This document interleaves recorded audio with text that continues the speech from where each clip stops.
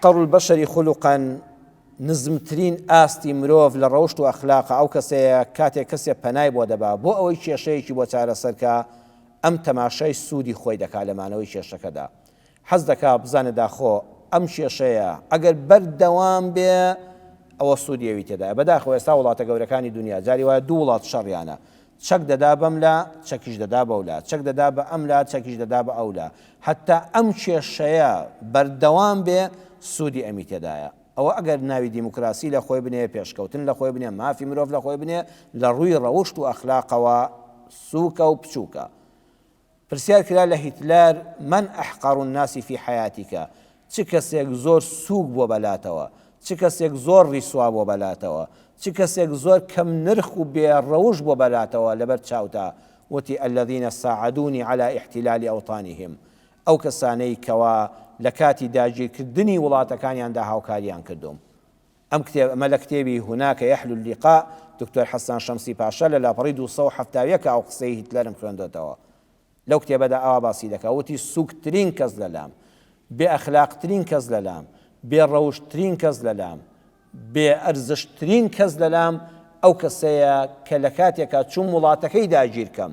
خەڵکەکەی ڕیسواکەم بەرهەمەکەی بخۆم بوو بە جاشم واتە جاشەکان ئەوانەی دەستی دوژمنان دەگرن بۆ سەر خاچی خۆیان بۆ سەر نیشتیمانی خۆیان بۆ سەر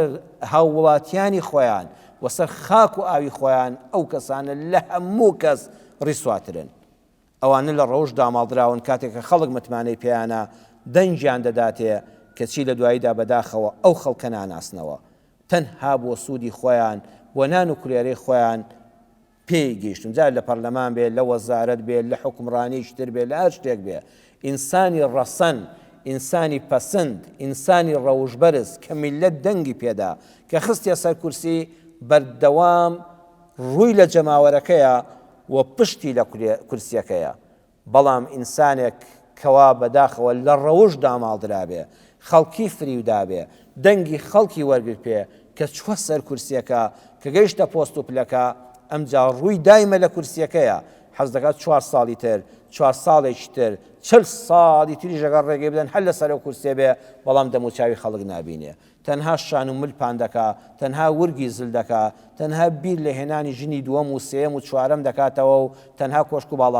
باڵەخانەکانی بە ئاسمانە دەبا بەڵام ئەو میلەتەی کە ئەوی گەیاندە سەر کورسیەکە ڕۆژێک چاوی ئەوان نابینێ جاوەگەم مەلا بێ سیاسەتمەدار بێ هەر چالاگوان بێ هەر چی ناو لە خۆی دەنێ ئەو کەسانە دەتوانی بڵێ دەرەجەی ڕەوشتیان زۆر نزمە بۆیە بە کورتی و بە پوختی لە وتاری لە پرۆگرامی کلیلی ئەم جارەدا بەڕێزان پێتان دەڵێم تکایە با ڕەوشت و ئەخلاق تەنها لە مەسەلەی داوێن و فڵان و ئەوەدا کوور نەکەینەوە بەڵکو ڕەوشت و ئەخلاق پانتاییەکی گەورەی هەیە کە من کۆمەڵێکی کەمم لەم پرۆگرامەدا پێشکەشکردن پەروەردگار ئەخلاقمان جوانکە و بە گەورەی خۆی هیدایەتمان بدا لە ڕەوشتە نزم و خراپ و ناپەسەندەکان بە دوورمان کە